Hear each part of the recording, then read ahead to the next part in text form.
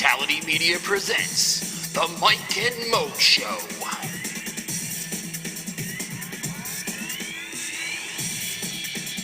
Now here are your hosts, Mike Calandrillo and Maurice Moten. Well, believe it or not, this is episode 20 of the Mike and Mo Show. Yeah, that's right, 20, the big 2-0.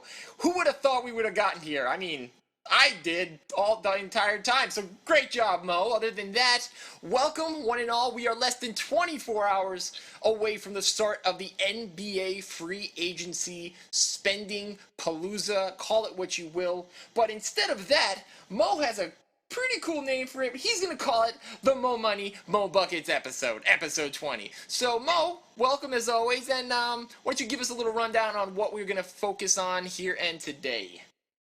Well, as Mike said, this is the Mo Money, Mo Buckets episode because obviously we're going to discuss a lot of money. We're going to discuss free agents and where they're going.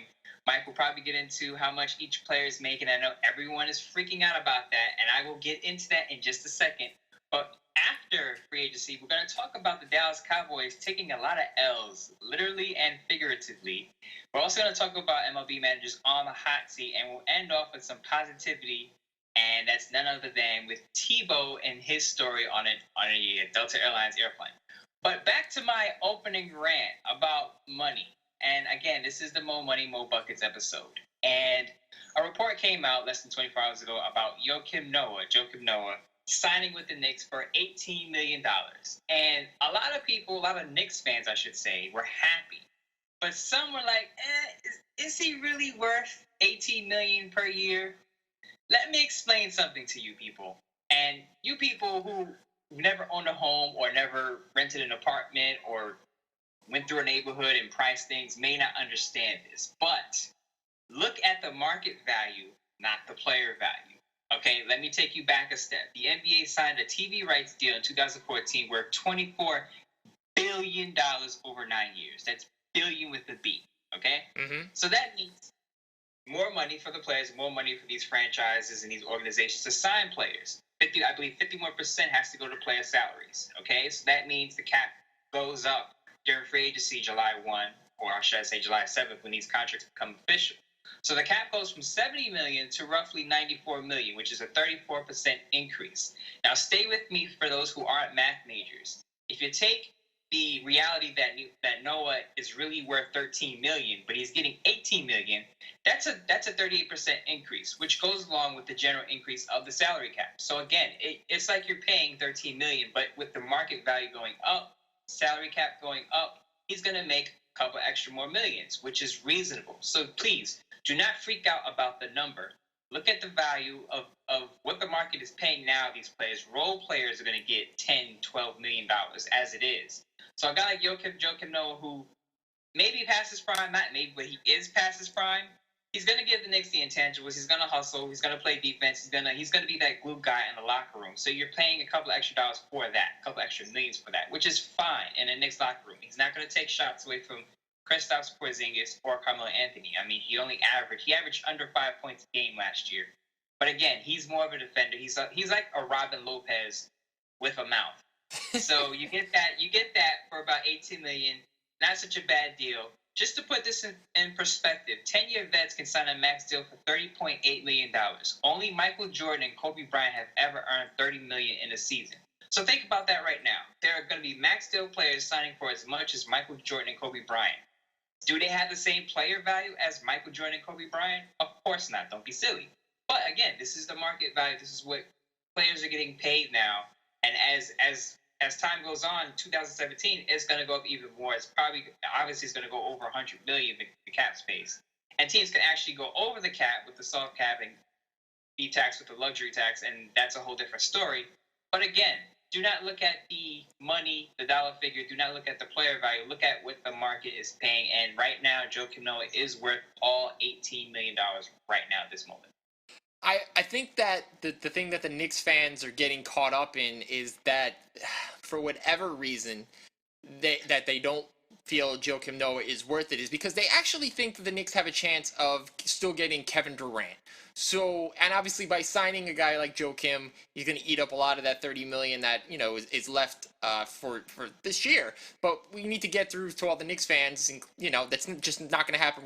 We're not going to get Kevin Durant. So that ship is sailed. So let's try to fill the other holes that are very apparent in the lineup, and center being one of those.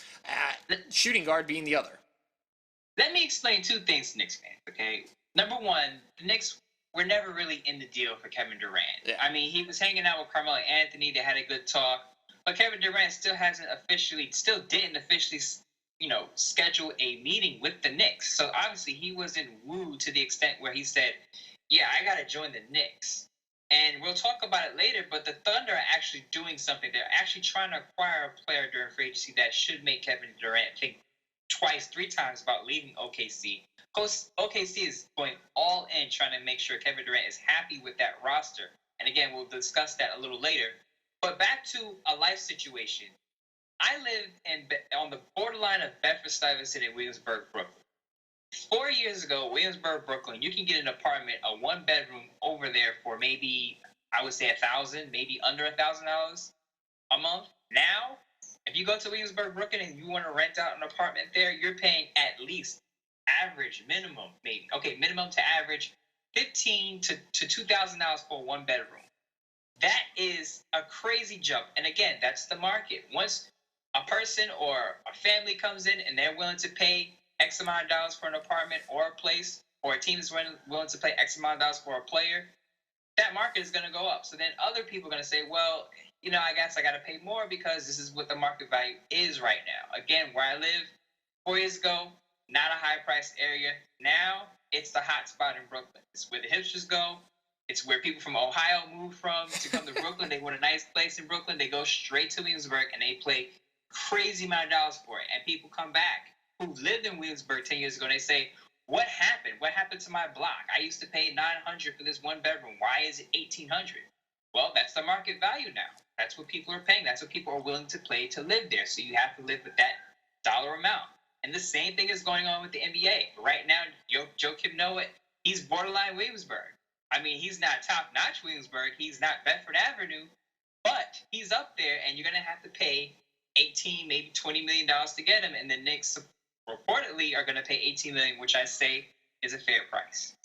It would appear so on paper, especially when you compare it to the likes of, let's say, Dwight Howard and what he's going to expect when you think that he left $23 million on the table from Houston because he honestly feels that he could get more on the open market. Now that's being debated, as many people in the NBA feel he can only get between 10 to 15 million a season, and we'll get into that in a little bit. But yeah, 18 to us, it seems like it's a lot of money. But again, with the evidence you presented and the fact that there is this floor to the salary cap, that teams basically have to spend a certain amount of money, and it hasn't been dictated as of yet. It is going to be a percentage, which is kind of like the luxury tax in baseball, where if you don't hit a certain amount of money, that extra money that you have will be distributed among the lowest seeded teams, or the lowest recorded win-loss record in the NBA. So if you don't spend your money, you're going to get penalized. You might as well spend some money, make money on attendance and, hot dogs and cotton candy, and at least put some butts in the seats and put a winning product. And I think this is a great thing for the NBA because, it's enough is enough with teams tanking, and, the parity level hasn't been there in the past couple of years. So again, to go out and spend $18 million on a guy like Noah, last year would have been a lot. This year, it's not. And next year, 18 might look like 12, 13, because reportedly the cap may go up as high as 120, which is crazy. But again, it's good for the game because money is coming in. I'd rather these owners and these league officials get some kind of, they get the money behind the teams and they make the teams want to spend it and put a winning product, hopefully, on the court than, people go and spend their hard-earned money to see a bunch of guys that really don't excel at their jobs, but because there's so many teams in the NBA, they have a place to play, and that doesn't do anything for anyone because it's not an entertaining factor. And that's, again, this is what this is. It's entertainment. So there's money to be spent. You might as well show the fans that they're doing the right thing with their hard-earned cash and put a show on the floor. Mike, guys like Noah are making 18 million, and we're sitting here on this radio show yapping about them. We're in the wrong profession. We need to roll a basketball. Mike, you play the 2 guard. I'll play the point guard. Yeah, well, Noah, he's been blessed with great hair and a 6'10" body. So we all have our strengths. But I just hope that the New York Bulls, as it looks like is being assembled, I hope that they can all stay healthy. And again, Noah's only 31. There's still there should be a lot left in the tank. Obviously he wasn't happy with the role he was playing in Chicago last year, although it seems like nobody was healthy under Fred Hoiberg. He's a kid from New York. He grew up in New York. He gets to play with one of his best friends, Derrick Rose. This is all going to make Carmelo Anthony happy. There should be no yapping from him as far as anything negative is concerned. And now you can just go on the court with a brand new coach and second-year man, Kristaps Porzingis, and play to the fullest extent of their ability. And for me, as a fan, can't ask for anything more than that. Now, all they need is a 2 guard, which we will get into in the next section with Open Mic. That's up next. Open Mic. Okay, so this is the first year that the Mike and Mo show is in existence that we get to talk about NBA free agency, and it's a very exciting time, even though the NBA season is come and gone. There's a lot of moving parts starting July 1st. 12 a.m. It's gonna be crazy. It's gonna be good. So what me and Mo are gonna do is we're gonna present each player per position that is gonna have some kind of game-changing ability in the upcoming season, or at least a guy that has done something in the past. We're not going to talk about the Demonte Montejunas in all the world and guys who are 12th man off the bench. We're going to talk about the guys that have face value. We're also going to talk about where we potentially think they fit, and maybe even how much money that they should command. And then the cool thing is next week we'll talk about who got more right, which will probably be me. And then we'll also talk about how much just absurdly amount of money that we could have been off or on. But with that being said, let's start with the center, the man in the middle, the position that many in the NBA feel has become passé. And right now you have to look at the youngest guy at the position of center that could be leaving the Miami Heat, and that obviously is Hassan Whiteside. And there's been a lot of rumors of teams interested in him. The Lakers look like they want to throw a lot of cash at him. It looks like obviously Miami wants to bring him back. Golden State might be interested because they're kind of upset with the Andrew Bogut situation there and how he can't stay healthy. So for me personally, I think that he's going to Dallas on a max deal. Mo, what do you think? Yeah, I don't know if you pulled a little switcheroo, but I took a quick glance at the top of your list, and maybe you did. I did. I might have. Here. Yeah. But I got Hassan Whiteside going to Dallas. I just got a source tink on my phones from the Vertical saying that Whiteside is basically deciding between Dallas and Miami, and I think Dallas is a better spot for him because Mark Cuban takes good care of his players, and Hassan Whiteside did say he was worried about a sign and trade if he stayed in Miami. Interesting. Okay, staying with the centers, obviously we said Al Horford. Al Horford, another guy that's going to expect to command a max deal. A bit of an undersized center, but we do know that he plays a lot bigger than his body. I've got him staying in the East and getting a max deal with Boston. Oh, wow. That would be a good move for him, but I actually have him going to the Thunder. Royce of ESPN reported that the Thunder are going to make a hard push for Al Horford, which plays into trying to keep Kevin Durant in OKC. Yeah. Apparently, the Thunder would be open to clearing the spots for this guy to come in and join the starting lineup. Obviously, they got rid of Serge Ibaka, which set them up for this move, and it makes a lot of sense. And OKC would definitely be a favorite to win. He would also reunite with his former college head coach, Billy Donovan. And this was a rumor, too. Boston was already interested in not only Horford, but Kevin Durant as well. So I guess if you can get Horford to come join you in OKC, you get the best of both worlds if you're Kevin Durant. Absolutely. And next we have Joakim Noah. We just spoke about him in the opening rant. Obviously, if you listen to the opening rant, you'd know that I'm okay with Joakim Noah signing with the Knicks for $18 million. I think it happens, and he reunites with his buddy Derrick Rose, who he stuck up for when his body fell apart basically in Chicago. Now, but would you say how many years would you give Joakim at least 31? What would you be thinking is optimal for his contract length? I would say 2 to 3 years with the Knicks. See, I don't think he'll sign for anything less than. I think he'd sign for 4. He could possibly sign for 3, which I think would be better than 4, just because those injury concerns. But I see 4 and 75 mil. But and again, it seems like a lot. I'm sorry. I don't want Noah at 35 years old dragging his kneecaps and his shoulder up and down the court. I don't. I agree. I agree. The shorter the better. But I don't see him signing for anything less than 3. But I guess we'll see. Staying in the East. Again, not a guy who was in the East last year, but Dwight Howard. There's been a lot of rumors of where he could go. Now it looks like Orlando is pretty much out of the question because of the Serge Ibaka trade, and same for the Knicks. So I think that he goes to the Celtics, who we just spoke about. If for some reason that they can't pull Al Horford, because Mo just came up with that information that the Thunder are trying to clear a room, he goes to the Celtics, and he wants to get paid, he's going to get paid. 5 years, $100 million. And again, this is all contingent on the fact that Al Horford goes to OKC.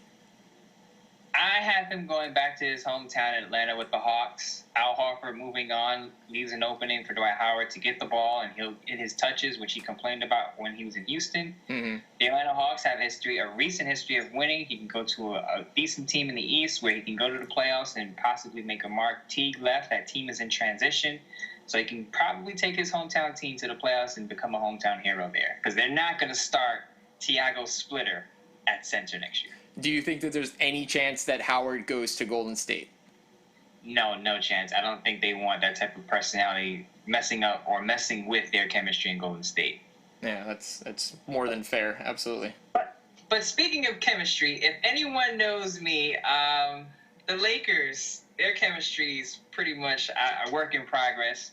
I didn't have Whiteside going to the Lakers because he said he wanted a stable organization, but I do have Bismack Biyombo going to the Lakers. Ooh. I know it's not a huge signing, but Biyombo rhymes with Mutombo, and the Lakers can get themselves a guy who can protect the rim, because Hibbert is probably out of there. All intents and purposes, you're going to have Biyombo and then Julius Randle. I know it's not the sexy combination, but the Lakers need to get someone, because if they get no one, it's going to look bad for their franchise. Biyombo's an undersized center. Again, he can protect the rim, but that's just about it. This guy scares the crap out of me because he is a former 6th overall pick to the once upon a time Charlotte Bobcats, and he was miserable for the first, 3-4 seasons in the NBA. And so he had one really, really good playoff series, and now he's going to get paid handsomely. I see him going to Houston, filling in for Dwight Howard, and I think he's going to get 4 years and $80 million, which is insane. And when you look at that as compared to a Joakim Noah, if you're a Knicks fan, you got to wipe the sweat off your brow and say, whew, we dodged a bullet, because Biyombo's undersized, and we just don't know if he can do what he did for an 82-game schedule. I don't like it. I don't like it either, but Biyombo is basically Williamsburg, Brooklyn, and if you want him, you're going to have to pay X amount of dollars for him. But moving back east, if Biyombo really does go to the Lakers, we're moving back east with Andre Drummond. He could be the centerpiece for the Pistons for the long term. They can continue to hold him, and I think that's what happens. I don't see the Pistons moving on from him. There's no reason to. They got rid of Greg Monroe, who wasn't a rim protector last year, and you have Andre Drummond. Even though he can't hit a free throw, he's going to be your centerpiece. Yeah, he's restricted regardless. I think if anybody offers him anything north of $100 million, maybe they don't match it, but I see him staying in Detroit for quite a while. Festus Ezeli, who was a guy that the Golden State did not lean very much on in the finals, especially, which was surprising to a certain extent when Bogut went down with that injury. I personally think he took it a little personally, and I think he bolts Golden State and goes to a team that really, really needs somebody defensively in the middle in the Portland Trailblazers, who have the most amount of cap space, I believe, available to anyone this summer. 4 years, $65 million for a guy who still has a lot to prove. I think that's more than enough money for him. Yeah, he can add on to the mediocre 4s and 5s they got out there in Portland. It won't make a huge difference. I think he stays with the Warriors because, as you mentioned earlier, the team is very frustrated with Andrew Bogut and his injury history, and who else are they going to bring in if not Festus Ezeli? True. I don't know. I don't think he's enough. I don't think he's enough of an impact center. And you can tell me they don't need it, but you saw that when Bogut went out, that there was a glaring hole in the middle. And Draymond Green can only play the 5 for so long. He's much more effective as a stretch 4. But we'll leave that to Steve Kerr and company. Let's move over to power forwards, Mo. Who do you got going first? We'll talk about Dirk Nowitzki. A lot of people freaked out when he opted out of his contract. I think it's just a move to get more money. As I mentioned earlier, cap goes up, so he figures if I'm going to stay with Dallas, I just want a little bit more cash before I retire as one of the best players in franchise history. Well, yeah, I see him staying too, and he took a huge cap hit last year, and we talked about it. He only got $8 million for the season. I think he's going to want to get paid. I think it obviously will depend on the whole Hassan Whiteside deal. If Hassan Whiteside gets a max deal, you got to see how much money's left. But I can see him getting around 3 years and $55 million, which is plenty good for a guy that sacrificed last year. But again, he's older. He's getting up there in age. So this for all intents and purposes, this should be his last contract, in the NBA. I'm going to roll it back to Al Jefferson, and Al Jefferson, for his record, he had a down season last year with the Hornets, but he said he's open to re-signing with the team and coming off the bench, which looks like it could happen for them. And the Hornets have no reason to let him go because he does add on to your team in the paint, and I think he re-signs with Charlotte. How much money is too much money for Al Jefferson, though? Anything over $15 million. Anything over 14, maybe 13 million. Because if he comes off the bench, you don't want to pay him a huge amount of dollars. No, that would be. I'd rather give the money to Timofey Mozgov to come off the bench and hope he catches lightning in a bottle for like $8 million a year.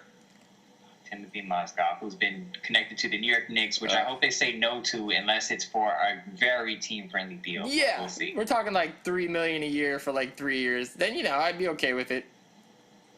The guy was a corpse on the Cavaliers bench. Wait, because he's pale? Because he's pale? Is that why? No, because he barely lifted his butt off the bench. That's why the Cavaliers really need him. It's hard to believe because the year before when they got him from Denver, he played really well and he was pretty important piece to go into making that finals run. So I don't know what happened from one year to the next. Well, there you go. Unless you're the Oklahoma City Thunder, who obviously covet tall players, you're not going to get any playing time in NBA where centers have become past tense, as you mentioned earlier. Yeah. But speaking of past tense, Pau Gasol's glory years are behind him, but I think he signs with the Spurs.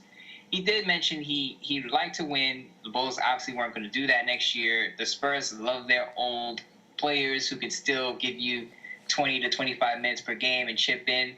I think Pau Gasol is a great fit with the Spurs. Yeah, we agree on Paul. I'm freezing my sperm for $10,000 Gasol. I think he goes to San Antonio, signs a 3-year deal, gets paid more than he should, and he's a typical Spur. I mean, it's a good signing. Even though it looks like Tim Duncan's going to come back, he did exercise his option for $5 million next season. So even if he starts the game, Duncan, and plays 12 minutes a night, and you let Gasol do the rest. It just seems like a typical Spur move. So, what'd you say? Did you see the rumors about Knicks fans saying that Tim Duncan should retire and become an assistant coach for the Knicks? I had to shake my head at that. Yeah, I don't quite understand the connection. Why that would even be plausible. What is he? It's Knicks fans dreaming again. That's all. Well, I mean, I guess anything's possible. But I mean, I didn't know that him and Jeff Hornacek were close, or him and Phil Jackson have any kind of connection. I didn't know. But hey. You never know. I mean, anything's possible. Like adversaries, I would say, but yeah, absolutely. All those years in the Western, yeah, for sure. All right, let's move to probably the hottest position of all, the most potential game changers, the small forward position, and you can't go any further than Kevin Durant. I mean, he's number one on everybody's board. So, with all the rumors going on, where does he go, and does he go anywhere? He stays in OKC. Yeah. Let's not believe in all of these smoke screens. Oh, he could go to Golden State. Oh, he's considering the Knicks. Oh, he's meeting with this team. He's meeting with the Celtics. Not going to happen. He's going to stay in OKC. OKC is trying their damnedest to keep him happy. They traded for Oladipo. They got a young draft pick. They got rid of Serge Ibaka. Now they have a hole there at power forward for Al Horford, who I think is going to sign there and keep Kevin Durant pretty much happy in OKC. I like what Adrian Wojnarowski said from The Vertical on Yahoo. He said that he too believes that Durant's going to stay, as do I, as do you. But according to him, he feels that he's getting in front of these teams because he's going to take that 2-year, 1-year opt-out. And these other teams, even though he's got like 6 or 7 different meetings set up, they're just trying to get in front of him for the possibility of next year if Russell Westbrook is to leave and OKC is left with, a barren crate, Ibaka now being gone and a couple other moves that could potentially happen if they don't get Horford, that, yeah, if teams can get in front of him and at least make a pitch to, say, 2017-18, then, I understand. I know he's never been a free agent before. Again, you want to enjoy the process. I'm all for it. Maybe it does seem like a little bit of a waste of time if you're eventually just going to re-sign with your old mates in OKC anyway. But hey, who am I to begrudge the guy? He's going to get a max deal for this year, $26 million, and he will most certainly opt out after the season. Nick Wright had a very interesting theory. Fox Sports, Nick Wright was on Colin Cowherd yesterday. He had an interesting theory about what Kevin Durant should do. And he said Kevin Durant should tell the Golden State Warriors that I'm coming to Golden State. And that would trigger Golden State to clear out some space for him, obviously, because they would need to let Harrison Barnes go and maybe another part of their team go. And then he should pull a DeAndre Jordan and be like, oh, I changed my mind. I want to stay with OKC. Now, this is an underhanded move. I laughed hysterically when I heard it because it's brilliant. It's genius. Dirty. But he looked at it's underhanded and dirty. But he'll be looked at as the most untrustworthy star in the league if he did that. Of course, he doesn't have the lead on that he knew all along that he was going to change his mind. But, if he did that, that would weaken his toughest opponent and then strengthen his team because he would return with the parts, maybe have Al Horford there, and then Golden State is without Harrison Barnes and maybe one other contributing part. So that's just something to think about. I don't think Kevin Durant does that because he's not the bad boy type, even though he tries to put that on. I don't think he's the type to do it. But, the NBA does have a loophole, and DeAndre Jordan exposed it last year when he changed his mind in between that week period where, as we said, tomorrow, starting at midnight, players can negotiate. And basically they'll say, oh, I'm interested, I'm probably going to sign here, but it's not official until the 7th, so they can change their mind. Yeah, I remember when that happened last year with DeAndre. I still don't necessarily agree that there should be a 7-day window. I think if you're allowed to technically tell a team you're going to sign with them at 12 o'clock this morning, that you should be able to put pen to paper. Why is it that I can't? I'm going to tell you I'm going to play for you, but I can't sign on the dotted line to July 7th. I don't quite understand the thinking behind that, and it does. It leaves the possibility that somebody pulls a U-turn and screws up a franchise. I don't understand how that's ethical or why the NBA would want that practice to still exist. I would say it's because the NBA wants to be relevant for that first week in July. We talk about the NFL dominating sports media throughout the whole year. Now everyone's interested in training camp. Oh, I can't wait for training camp in July. What? Yep. Back in the day when we were growing up, no one cared about training camp. No one cared about the NFL Combine. But the NFL has put their events on TV and now people care. And the NBA is trying to do the same thing by extending their importance in the media and saying, hey, we got news that such and such player is interested in signing this team, but it's not official until this date. Now, it's a dangerous situation. It's a slippery slope because, as we just said, a player could say, yeah, I want to come here, and then tomorrow wake up and say, nah, I changed my mind. Yeah. Not a good thing for the NBA, but until something like that happens, they're not going to close that loophole. All right. Who's next? But we're going to move on. Actually, I'm going to move back to a stretch four that we may have missed. My apologies to the Ryan Anderson family. Oh, yes. Ryan Anderson is actually a free agent. I had him going to the Nets initially, but when I think about it more, I think he's a better fit for the Houston Rockets. Houston Rockets? I don't see him there. I think he goes to Boston because he just looks like a Celtic. They need a stretch four. I don't know if it's the green uniform or the leprechaun thing, but he looks like he would fit in perfect with that team. He's what they need. The whole Jared Sullinger thing it's not getting the job done.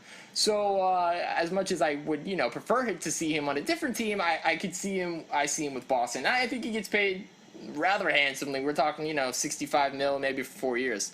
Those guys that can shoot that are over 6'10" are in high demand today. Yeah, speaking of sharpshooters, Chandler Parsons also opted out of his contract with the Dallas Mavericks. And I think he comes back. Dirk comes back with him. It was just a move to just make a little bit more money. I think he could draw legitimate interest from the Nets. but I think ultimately he winds up in Dallas. See, I don't see him staying with Dallas. I think my man Chandler, who's actually from the area of Orlando I live in, I think he's all about that mo money, mo buckets, mo dollars. I can see him going to Orlando if they wanted to back up the truck for him. I don't think that's a great idea because of their current situation with their roster and how they actually traded for Jody Meeks, taking his $6.5 million contract and giving away a second-round pick. Another boneheaded move. But I see Chandler going to Brooklyn, playing with those Nets that you just spoke about. 3 years, $52 million. Still a young guy. This does have a little bit of a knee issue. But I think if you can get him at that $52 million mark and he plays a little bit of defense, the Nets really could afford to use him. They don't have a whole lot going on over there right now. Absolutely. I'm going to throw another sharp U-turn at Mike. I just got a phone notice from Bleacher Report saying that Carlos Boozer is looking to get back into the NBA for return. He says he's been working out hard. Does any team sign this guy? Yeah, the Knicks. Watch. No. I mean, actually, wait a minute. Now, he could be good come off the bench. He doesn't play much defense, but, he could rebound and score in the paint. He knows the triangle. I wouldn't be mad at that if he's coming off the bench. Of course, it's not a huge sign, but I wouldn't mind because the Knicks need to start filling out their bench. Yeah, I mean, I'd rather have him than David West, who seems to be chasing a ring with all the wrong teams. So, I mean, give me Carlos Boozer. I actually saw him in Los Angeles last year at a restaurant, and he is a beast. Like, this dude, his arms are bigger than my head. I mean, he's in great shape. Super nice guy, but that's besides the point. So, yeah, if you can get him on the veterans minimum contract, $1 million, 1.2, yeah, what the heck? I mean, he's familiar with the triangle. He knows Phil. We got to add some pieces to that bench, so I'm all for it. What about Nick Batum, who I think Charlotte's crazy if they let go, but I personally see Nick Batum going to Golden State. 4 years, $70 million for a defensive specialist. That would be so unfair if he went to Golden State. Because, if you have him going to Golden State, that means you have Harrison Barnes out then. Oh, yeah, I see Harrison Barnes. Where do I have Harrison Barnes going? I mean, there was a rumor that he was going to go to Philly, which I think is crazy because of the whole Ben Simmons, will he, won't he be a small forward? And we've seen Harrison Barnes is not a stretch four because, first of all, it's a little bit too thin and his shot disappears at the most important of times. I have him down currently getting a $90 million deal from the Mavs, but of course that changes if they sign Hassan Whiteside to the big fat max deal. Philly, it honestly wouldn't surprise me if they sign Harrison Barnes. They're probably going to give him a stupid amount of money, close to $100 million, which is just absurd. But I do not see Harrison Barnes going back to Golden State. I don't think that they trust him after this finals run. I mean, I wouldn't trust him either, but the thing is, you got to weigh in team chemistry, and team chemistry plays a lot into decision-making, and I just don't see him leaving Golden State, especially for the 76ers. You go from the top to the very pits of the bottom. Yeah. I just don't see that deal happening, but we'll move on to probably the easiest decision on this list. LeBron James opted out. No big deal because he's going to stay with the Cavs. He already said that he doesn't see himself leaving the Cavs. They just won a championship. Why would he leave? He's going back to the Cavs. He's just going to make a little bit more money. Yeah, I read an article, the 5 places where LeBron's going to go, and I was just, what is the point of this article? Like, does anyone really think that LeBron is not going to stay with Cleveland? I mean, there's no way in the world that LeBron leaves. But yes, he will sign another opt-out deal. He'll sign another 2 with a 1 because his salary can go up past $30 million next season. It's just smart money. I mean, these are the things that you do in today's NBA. I hate to call people out like that, but if you're making a LeBron James should sign with X team for 5 reasons, those are for the hacks out there in the media who are writing these stupid articles. He already said that he's staying with the Cavs. There's no way he's going anywhere. But we'll move on to my favorite small forward in the world. Yep. Yes. Yeah. The greatest small forward on the free agent pool, Turner. Where is he going? I obviously wanted to go to the Knicks, nope. But realistically speaking, I think he goes to the Pelicans. The Pelicans. No one should go to the Pelicans because their name is the Pelicans. So first of all, it's the worst bird to ever be associated with. Secondly, I have him going to Miami. I think he fills in nicely at that small forward position. I think we'll talk about Joe Johnson in a minute, but I have him going elsewhere. I think Evan gets 2 years, $32 million, maybe with an opt-out that he can continue to, if he continues to play well, he can continue to capitalize on that money. But yeah, I think Miami would be a decent position for a guy who does a little bit of everything pretty well. But no, he will not be in the Garden, luckily. I hope he is, but I think he's going to take more money and go elsewhere. If Phil doesn't have that type of money, I mean, they're giving out money. You can also always test the luxury tax threshold, but I don't think they do it with Evan Turner, even though slight part of me hopes they does. But we're going to go on back to the Hornets. Do they re-sign Marvin Williams, or does he go elsewhere? They should not re-sign Marvin Williams. I know that he had a decent year last year, but I think there's better options out there. Although at this point, it looks like the Hornets are going to lose quite a few people: Batum, Jeremy Lin, Marvin Williams. So they're going to have to restock the cupboard. But I think Chicago would be a good place for Marvin Williams to kind of fall into a 2-year deal, $28 million. Get in there, plays pretty good defense. You can use him at the 3, use him at the 4. I think he would be better utilized in the situation there, but. I still think that Charlotte will do everything in their power to bring him back because he did play well under Steve Clifford. You're right about that. Back to Mike's hometown team. Evan, don't Google me, Fournier. Where does he go? Does he stay with the Magic? Does he move elsewhere? Well, he's a restricted free agent, so he's not going to have a ton of choices. I think that the Magic are going to seriously overpay for a guy who finally averaged 14 points a game. I think he stays with the Magic, 5-year, $80 million deal, which is absolutely way too much money for this guy who's still a question mark. Tobias Harris got 4 years and $64 million last year, so that would kind of be my baseline to start. But if you know anything about Fournier, he actually turned down a $13 million extension last year with the Magic, so he's going to want to get paid, and I understand that. But the Magic are in this, kind of dire strait now where they're almost afraid to not re-sign a guy. They showed that last year, or they think that they're ready to make a run, I guess, by trading for Serge Ibaka. I mean, really, they're not, but whatever. Rob Hennigan's job is on the line. So regardless of whoever comes at, unless somebody throws $100 million at Fournier, that's the only way I see the Magic backtracking.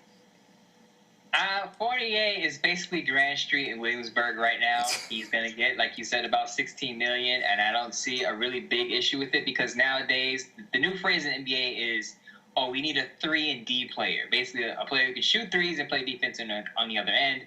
Fournier's been put in that category plenty of times last year, and I think the Magic feel like they need to keep him and continue to try to win games with the group that they have. Yeah, I mean his defense is getting better, but it's not to the place where it needs to be to guard the best threes in the NBA, and that's the thing that worries me about a guy you're going to pay $16-17 million a season to, is for a guy who's still getting better defensively, but it's not fast enough. That's my problem, is that if these players play a little bit of defense and they're good at shooting threes, they're quick to label. Yeah. Fans are quick to label these players, they're 3-and-D players. Yeah. That's like the new overused phrase. He's a 3-and-D player. And I'm like, no, he's not. He's a 3 player. He doesn't play that much defense. But, it is what it is. But we're going to talk about a real 3-and-D type player, Kent Bazemore. He's been rumored to be connected with the Knicks. No. Apparently, the salary may have been holed up between the Knicks and Bazemore because he's obviously looking for a good deal based on his good performance last year. I think he stays with the Hawks after the Knicks pay $18 million for Joakim Noah. I think he actually said he loves it in Atlanta. He would like to stay there, and I think that's what happens. So I think Kent Bazemore is a better, younger Tony Allen. And with that being said, I think the Memphis Grizzlies should do everything they can to get Bazemore and slide him right into that 3 position. Golden State would love him at this point. But I think Bazemore tries to get as much money as he can. And I mean, I personally wouldn't give him more than like $33 million for 2 to 3 seasons. But I mean, I can also see somebody coming out of pocket and giving him 40 to 45, which kind of seems a little crazy. But again, it is what it is at this point. I mean, what would you give him if you were a GM? If I was a GM, I would give him around $14 million. Yeah. Only because he's he just came onto the scene last year. Who knows what he's going to be going forward? He does have some potential, but he did disappear in some parts. Mm-hmm. And he's more of a glue roster player than a guy you would put in maybe your big 3 or something like that. But as you said, he's going to get paid handsomely. He's probably going to make about $15 to $16 million. I would stick to about 13 to 14. But we'll see what happens. I think he stays with the Hawks, as I mentioned earlier. Absolutely. All right, on to 2 guards. There's a couple more 2 guards of note than there are actually point guards. But you got to start with DeMar DeRozan, and there's been plenty of news possibly linking him to his hometown LA Lakers. I don't see it. I see him staying in Toronto. I think that run they made is just too much for him to leave. It's said that he's not even going to take any meetings until he meets with Toronto first. So I got him getting a max deal with the Raps. What about you, Mo? Yeah, two things here. First of all, the Knicks fans were saying, yeah, we have a chance at DeMar DeRozan. We'd like DeMar DeRozan. I'm like, why? Yeah. Because the guy is a pure shooting guard. Doesn't play that much defense on the other end. None. He would probably compete for shots with Carmelo Anthony. You don't want a shooting guard that's going to take shots away from their best scorer. Yeah. You want a guy who can hit a three on occasion when needed and play some defense, and that is not DeMar DeRozan. People had him connected to the Lakers, and as you said, he's not taking meetings with other teams until he talks with Toronto. I don't see Toronto letting go of one of their franchise best players. They have a good thing going in their backcourt with Kyle Lowry and DeMar DeRozan, and they're not letting that go. He resigns in Toronto, which probably means Biyombo, which rhymes with Mutombo, is out of there. As I said earlier, he goes to the Lakers. He goes to the Lakers, not DeMar DeRozan. Which rhymes with Columbo, like the old 1980s detective, which means absolutely nothing. Moving on to a guy that seems to have everybody licking their chops, Jamal Crawford. So for a 36-year-old man who still plays really good offense, really good defense, and keeps winning 6 Man of the Year awards, there's a ton of suitors. Where do you think he fits in best? Come back to Madison Square Garden, Jamal Crawford. Sign him to a team-friendly deal. Obviously, he's at the tail end of his career, so he's not going to garner a lot of cash. He did have a tweet after D Rose signed with or was traded to the Knicks. He had a little emoji with the eyes, and he was like, "Oh, this summer is going to be interesting," or something to that extent. And he's expressed interest in coming back to New York. I take him as a sixth man off the bench. He's a spot-up shooter, not going to do much else, but the Knicks are going to need a spark off the bench. And Jamal Crawford fits that description. Yeah, I'd take him for like 2 years, 16 mil. I think 8 mil a year is a pretty good idea. I think he'll ultimately stay with the Clippers. He's got a really good situation there. Him and JJ Redick at the two off and on. It seems to be working. The Magic are also interested, but do you really want to go to the Magic and be, the only guy coming off the bench? I don't know. I'd love him with the Knicks, but I ultimately see him staying with the Clippers just because it's been working, and him and Doc Rivers do have that great rapport. Going back to my favorite player, the one and only Dion, don't call me your waiters. There's been rumors for a long time that I think he even posted himself in a Philly jersey on Twitter during the season, so that's interesting, and that's where I see him going. He is a restricted free agent. There, of course, OKC can match just about anything that comes his way, but now that you've got Oladipo from the Magic, I just don't.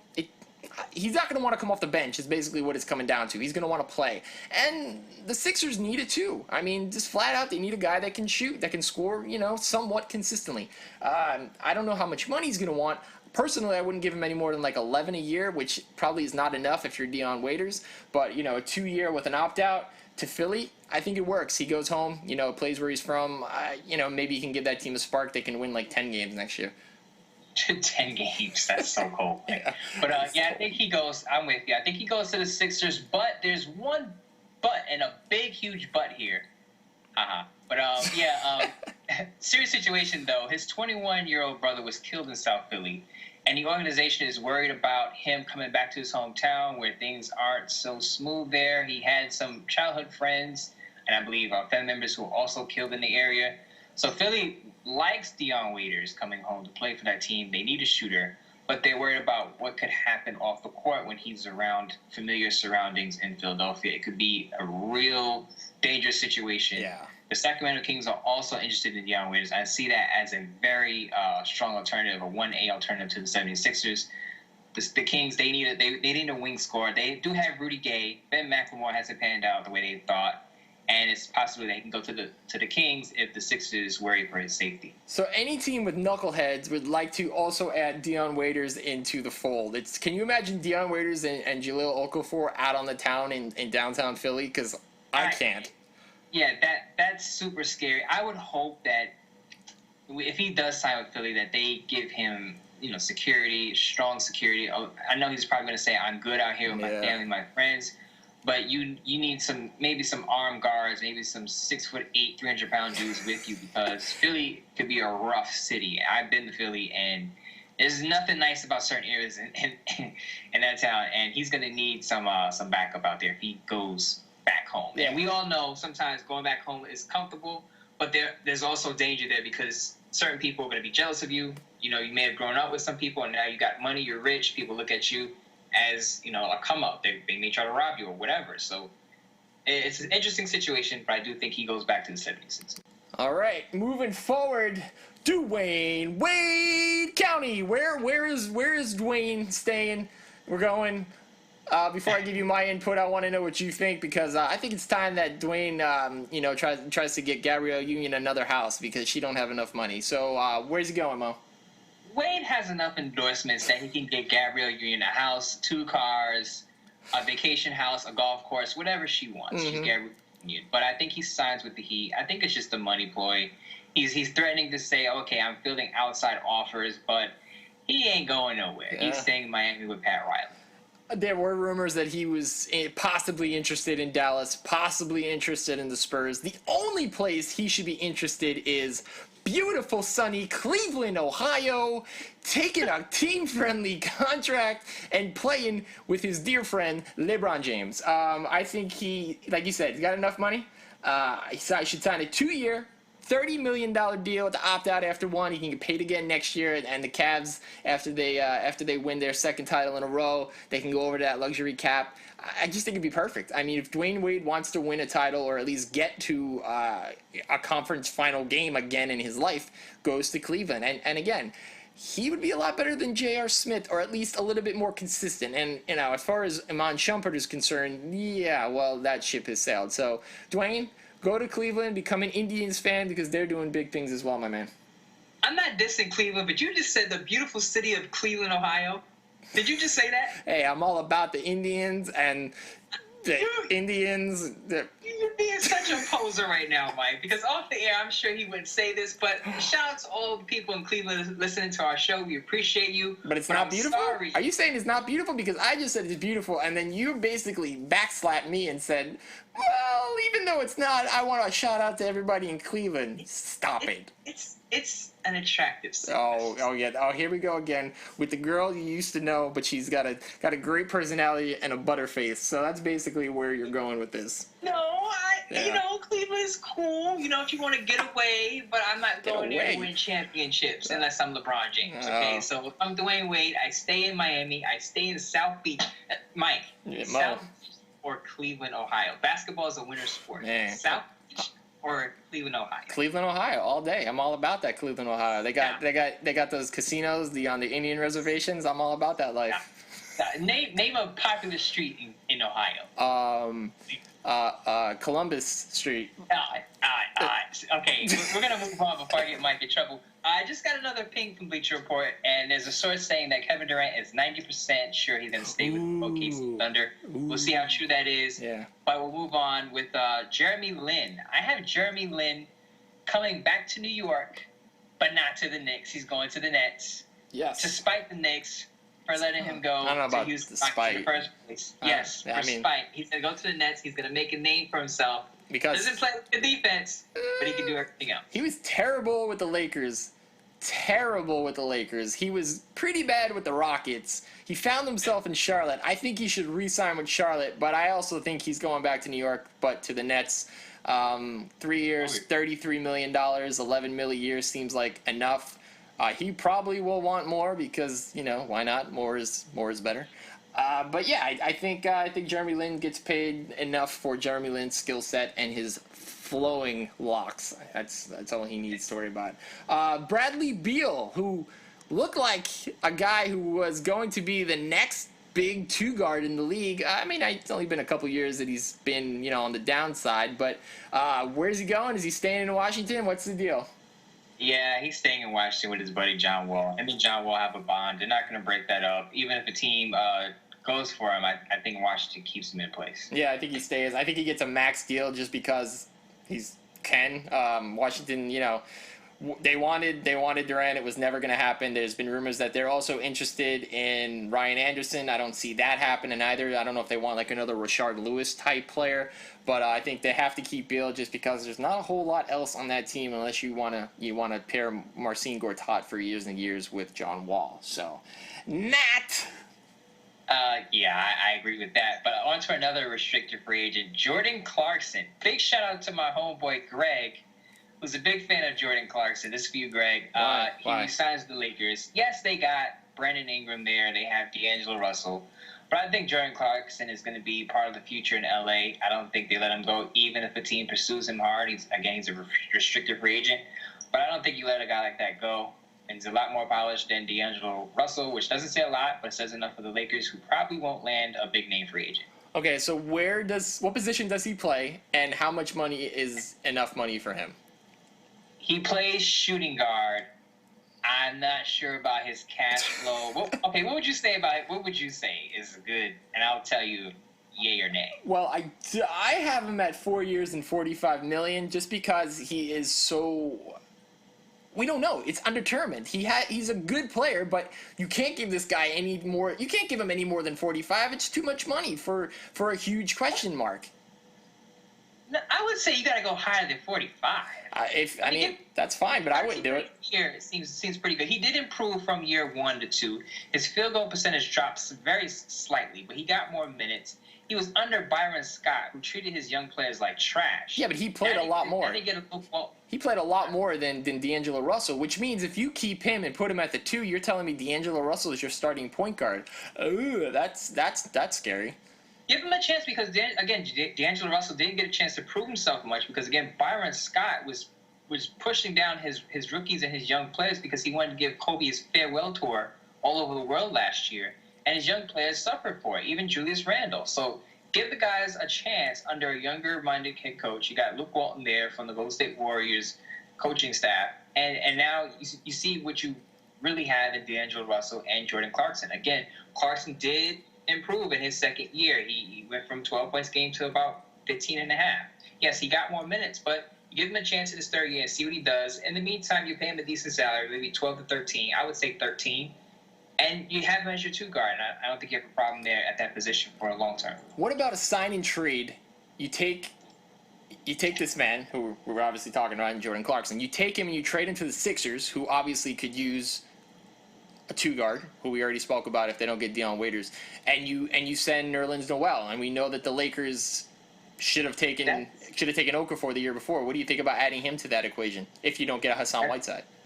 That's brilliant. That's actually brilliant. If you're going to trade Jordan Clarkson, trade him to the 76ers who need a 2 guard. You get a guy like Nerlens Noel who can guard the paint. He's your rim protector. Someone who's more proven, more polished than Jordan Clarkson at his position. That's a brilliant move. The Lakers should give you a call and hire you. I mean, I'm full of brilliant moves, baby. I just need somebody to recognize my abilities. Mike, don't let your head get too big. I give you props. Let's cut it off right there. It doesn't happen often, though. You don't give me props often, so I need to just reinforce the moment.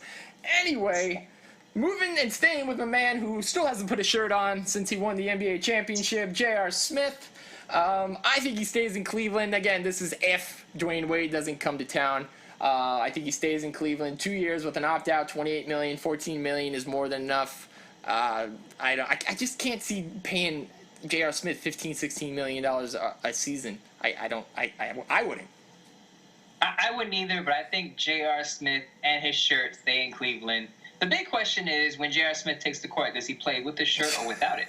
Because, as you said, he hasn't put one on. I don't know if it's a slogan he's going by or what. Well, or maybe it's hot or trying to cool off. But it is hot in Cleveland because it is lovely this time of year. So, but regardless, President Obama wants him to put a shirt on, and what the president says, it goes. So, maybe JR could go find his way down to South Beach, though, if he was not to stay with Cleveland, because I have Joe Johnson, maybe possibly. I have him eventually staying with the Heat, 2 years, $25 million with that opt-out because he did play really well for the Heat. But I can also see Joe Smith jumping ship and going to Cleveland. And I think if that were to happen, I just think you should just, trade those 2 spots for those guys, JR for Joe Smith, because they're pretty equal in their play. Maybe Joe Smith is a little bit more consistent at this stage in his career, but he's a couple years older as well. But what do you think about for your man, the oldest man in the NBA, Joe Smith?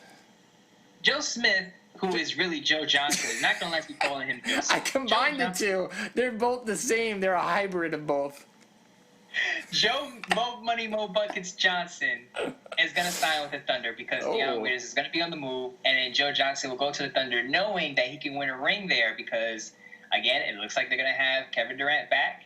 They're trying hard for Al Horford. They have young guys that can play the 4 and the 5 positions.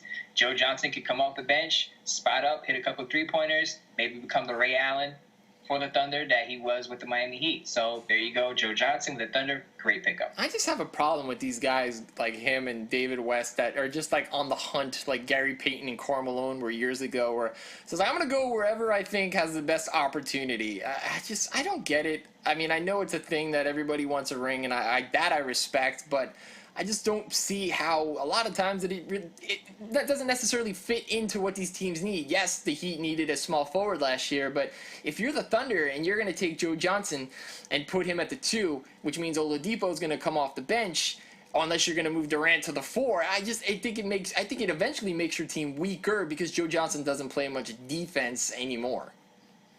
Well, I mean, like I said, he'll come off the bench, so they're not going to be expecting to do much. He'll have a set goal when he gets on the court. All you have to do, Joe Johnson, is just stand in the corner and hit a couple of threes like your Courtney Lee. That's it. Just stand in the corner, just shoot a couple of jumpers. You're all good. You average maybe 10 to 13, 14 points a game. Even 12 points a game is good for what the Thunder have because they have their primary scores already in place. I think he fits there. But we'll move on to another player, and I want to give another quick shout-out to Laura on this one. Laura is an avid Pacers fan, and there was rumors that Eric Gordon would go to the Pacers and fill out their bench, and she was not having it. She's watched him play. She actually went to a Pelicans-Pacers game, and she said he played zero defense or played poor defense. She got flack for it, but she stood her ground, and I salute her for that. She doesn't like Eric Gordon going to the Pacers, so if you haven't gone to the Pacers, you might want to change your mind on that. I have him going to the Grizzlies because the Grizzlies need a shooting guard. If Eric Gordon can stay healthy, he can at least give you some shooting, some scoring at the 2-guard position. Man, Eric Gordon, how far he has fallen in his career from, being a stud at Indiana to going to the Clippers and then playing for everybody and anybody, and now he's looking for a job. It's sad, but he's still young enough, and if he can stay healthy, he still does have a pretty good skill set. I would take a chance with the Knicks, give him a 2-year, $22 million deal with an opt-out, because the man you just mentioned, Courtney Lee, I don't want any piece of that because we've seen the best that Courtney Lee has to offer, and that was with the Magic in, I think, 2009 when they went to the finals against the Lakers. That is not the type of guy I want as my starting 2-guard. And not that I'm saying that that Eric Gordon would be my starting, because I'd rather have him coming off the bench as well. But I'd rather have him with his potential than a guy like Courtney Lee, who I just don't get. Yeah, I'm not on board with the whole Courtney Lee. I tweeted about it even before we got on air. Why are Knicks fans so hyped on Courtney Lee? I watched a lot of his games with the Memphis Grizzlies, and all he did was basically what I said Joe Johnson should do on the Thunders. He just stands in the corner, waits till they pass him the ball, and sometimes he hits, sometimes he doesn't. I would say he's an okay shooter. He's not a knockdown shooter. He has some size, so he can probably guard the 3 and the 4 position, but I'm not high on Courtney Lee as someone who's a pick-and-pop player who can just catch and shoot. He's not that reliable. I would prefer Eric Gordon, even though he was slandered pretty hard by our friend in Indiana.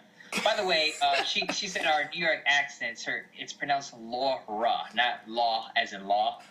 Laura. My sister's name is Lauren, and I call her Lauren. So, bam. Do it. Stop. Don't. Bam. She doesn't like that. Don't. You might want to edit that out. We'll probably keep it on. No, we're keeping it. Apologies. She doesn't like that comparison. So there you go. Lauren and Laura, 2 different things. I just want to clear that up. No, same thing. Sorry. And another thing, Laura, I hope you got those tickets to the Pelican game for free because the Pelicans are terrible. Listen, they had terrible. Anthony Davis there, okay? The unibrow. I like Tyreek Evans. The unibrow. Right, Tyreek Evans. Tyreek Evans isn't like Tyreek Evans. Get out of here. Let's not slander the Pelicans, okay? What are we doing here? We're okay. Let's terrible. get back Terry Gould. No, I like when I get heated up. Let's keep it going. Who else I got on that team that's miserable? Anybody? Oh, stop it. All right, never mind. Eric Gordon, he can give, as I said, he's lost the faith of one Indiana native, even Yeah. though he played college there. And Laura. he's not a defensive presence as much, but he can still, as you say, he can still score. And the Grizzlies have been looking for a scorer for the last, 5, 6 65 seasons. So he can go there and do that and just have a niche role there and just stand in the corner and hit a couple threes. Maybe resurrect his dying career. We'll see. But as you said, Courtney Lee, I don't like him with the Knicks. People say maybe Kevin Martin is an alternative. I don't like him there either for the Knicks. Yeah, no. The Knicks need to either pony up and get Evan Turner. No Evan Turner. I'd rather Dwayne Wade. How about Dwayne Wade in New York? How about that? We get a banana boat. We get Porzingis in the front of the banana boat. I think he'd be great. Listen, if Dwayne Wade leaves Miami, he's going to go to a team with a legitimate chance to win. Sacramento. I'm not firing a shot at Knicks fans or the Knicks, but you just did. They're going to be much improved, but they're not a title contender, and Dwayne Wade is not going to. You heard it there, Knicks fans. Your own Maurice Moulton has told you that you are terrible and have no chance at winning an NBA championship. So you know what? When the Knicks raise the banners at MSG for the 2017-18 season as your reigning NBA champions, I, Mike Calandrillo, will take all and every pleasure and accolade that you want to throw my way. I have no problem with that. First of all, I didn't say terrible, so let's get that straight. No, that's what you meant. It'll be much improved. Meant. The difference. It's what you meant. It's what your inflection in your voice was, sir. They'll win 44 to 48 games if they indeed sign Joakim Noah there, but they don't need Courtney Lee. So if they get Eric Gordon, I'm happy with that. Again, it's a close to a 50-win team, but they need to go elsewhere than Courtney Lee and Kevin Martin. Again, Eric Gordon is a good choice, but Knicks fans, I'm just giving you some realistic analysis here. I'm not feeding you dreams and pipe dreams about an NBA title. It's not going to happen. You know what? You know what, Mo? Concrete jungle where dreams are made of. Ain't nothing we can do. That's why we in New York. So you know what? To you, sir. Let me ask you. You're in the last year of your career. You're Dwayne Wade. You're going to go to the New York Knicks with James Dolan. You're going to go from Pat Riley to James Dolan. Seriously, you're going to go to being the guy in Miami to the second fiddle to Carmelo Anthony, who hasn't won a title? I'd rather go to beautiful Cleveland. Yeah, beautiful second fiddle to LeBron James, who's actually won 3 titles. I said he should go to Cleveland, but I said I'd rather have Dwayne Wade than anybody else at the 2 guard that we currently just named, like Aaron Aflalo, who thankfully opted out of his deal. Aaron, another guy, is looking for a paycheck. I don't think he'll get a huge one because, he shouldn't. But he looks like a Spur to me. 2 years, $25 million, more than enough money. He fits in. He can back up a little Kawhi Leonard. He can be maybe a little bit more consistent Danny Green, who you hate. I think he'd be good there. First of all, Danny Green he was trash last year. He was the first quote-unquote NBA player. I know he's a North Carolina kid. Yeah, serious. I'm sorry. And he's a New York kid. Yeah, that's fine. Yeah, but he didn't show up last year in San Antonio. That's what matters. Hater. You have Aaron Aflalo going to the Spurs. You're just shipping all the old people to San Antonio. Yep, it's a retirement community in San Antonio on the Riverwalk. I think he goes to San Antonio Disciples team in Atlanta with the Hawks and he replaces Kent Bazemore. I think that's a good fit for him. Atlanta.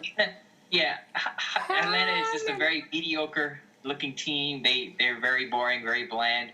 And Aaron Aflalo fits that team chemistry. Very boring, very bland player. All right. Thank you for your detailed analysis of the very boring people in the NBA. Moving on to the point guard position. And I don't know about you, but I saw that video that the Grizzlies made for Mike Conley. And the best part of it was when Justin Timberlake opened it. And then after that, it was just a bunch of players telling Mike Conley why he needs to come back to the Grizzlies. So I guess maybe it'll work because I don't really see him going elsewhere. I don't think he'll go to Dallas. I don't think he'll go to San Antonio. I think he gets a max deal. He stays with his brother, Marc Gasol, and he never wins a title in Memphis. He's going to re-sign with Memphis. As you said, he's not going to win a title. That team is good. It's just not good enough, especially when you have OKC and Golden State out west. If he's smart, he comes out to an Eastern Conference team. If I had to throw a random out there, maybe he considers the Celtics, and the Celtics move some parts. What? Maybe. Isaiah? They got Isaiah. He can't play 2. He can't play the 2. He's too small. Hey, you run a little Phoenix action with 2 guards in the backcourt, and you try to make it work there because, come on, Jaylen Brown. Seriously, Jaylen Brown. Maybe you get Conley. And maybe you trade some parts. Maybe you trade Isaiah Thomas then for a big at that point. So just something to think about. But I do have him staying with Memphis. All right, it's a lot of moving parts. Let's move on to your other favorite player in the world, Rajon Rondo. Where's he going?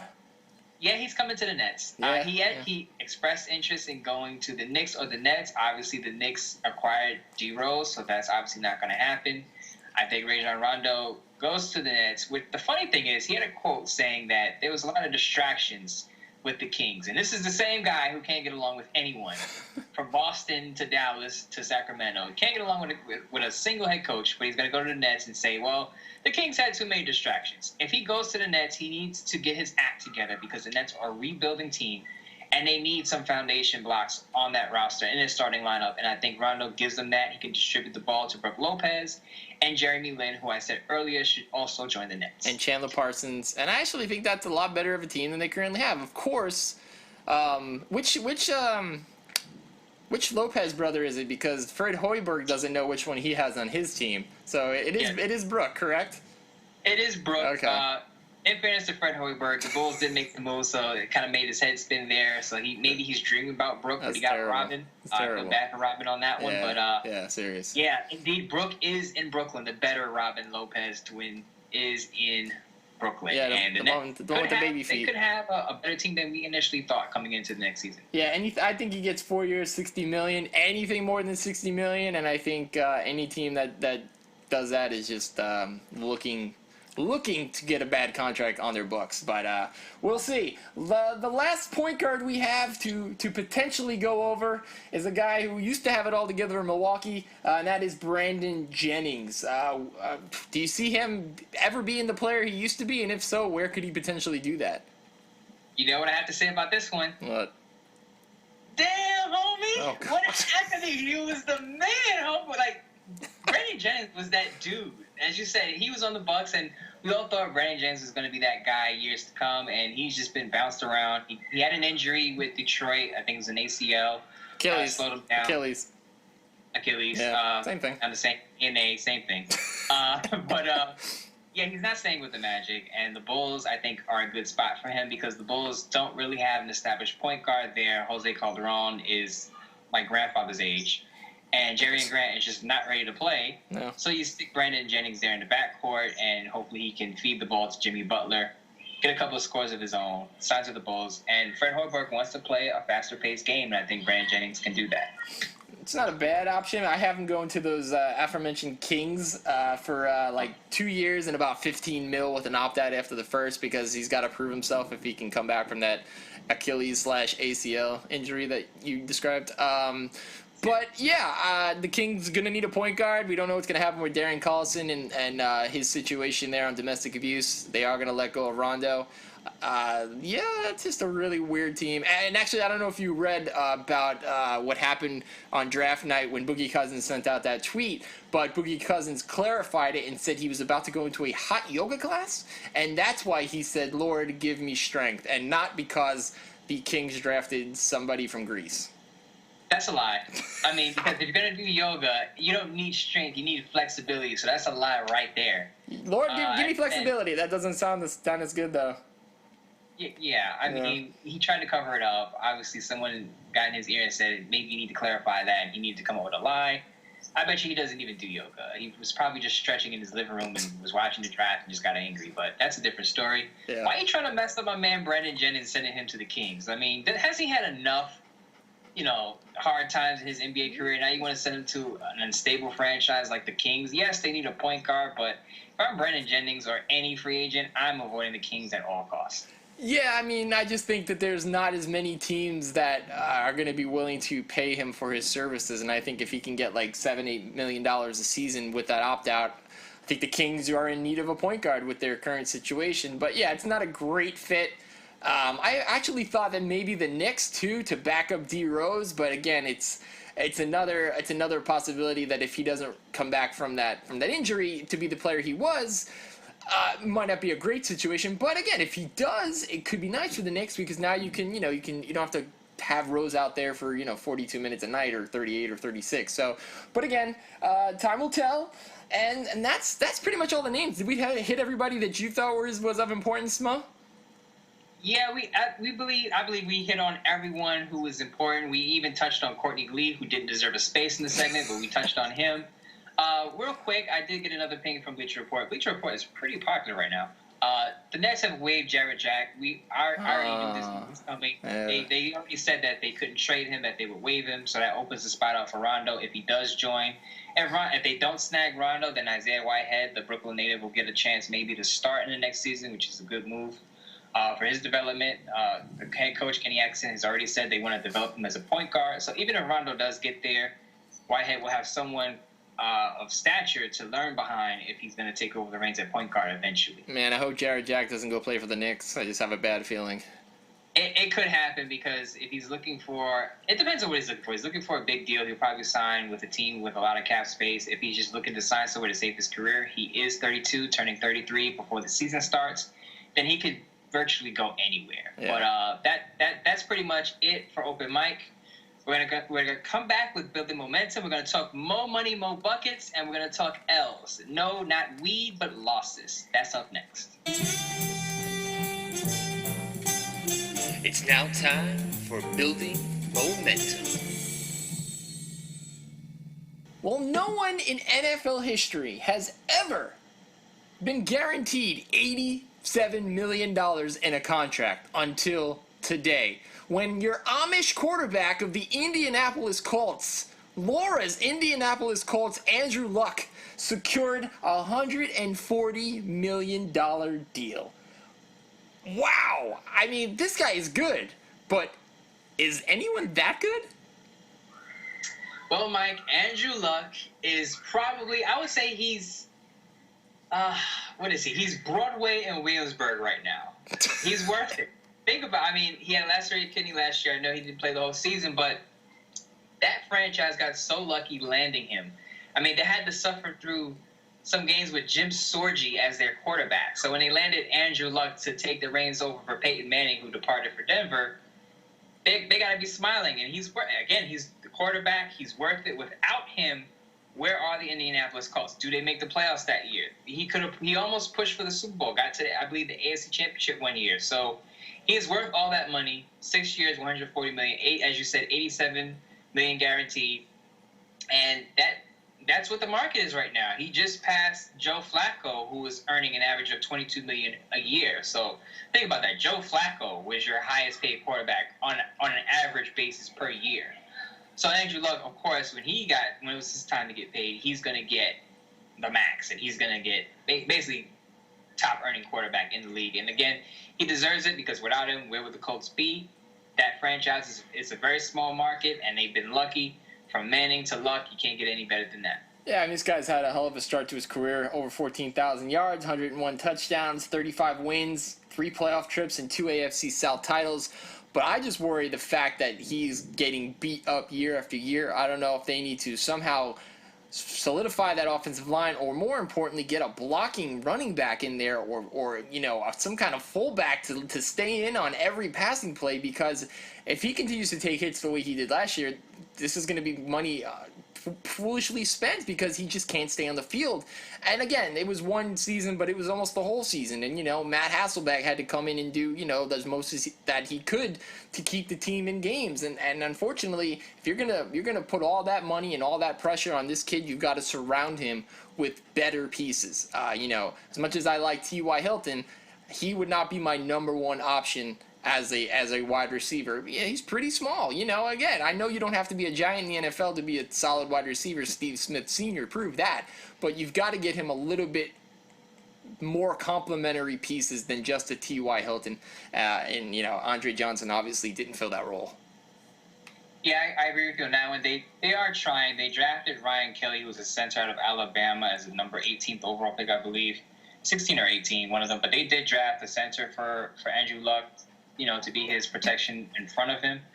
They did move around some parts on the perimeter between their guards and their tackles, so we'll see how that works out.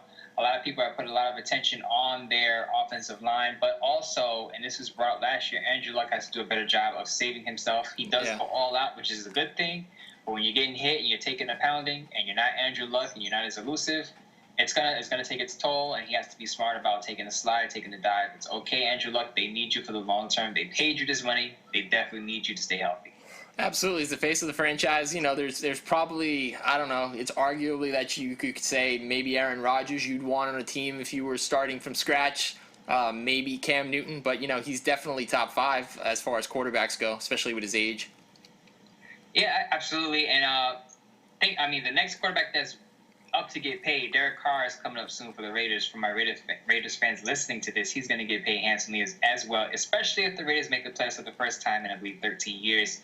Derek Carr, your time is coming up. I don't know if you're going to get 87 guarantee like Andrew Luck, but it's going to be pretty damn close, so brace yourselves for that one. All right, and what is this news that's breaking now about the Dallas Cowboys situation, those L's you were talking about? Yeah, Dallas Cowboys taking L's literally and figuratively speaking. Literally because they're going to be without DeMarcus Lawrence for 4 games. They're going to be without Randy Gregory for 4 games. And Rolando McClain has been said to be serving a 10-game suspension for also substance abuse policy. So either they're all taking L's and smoking weed together, or something's going on where just disciplinary reasons, the Cowboys just don't have the most disciplined roster. You had the Greg Hardy situation last year, and then you have all these suspensions coming into this year.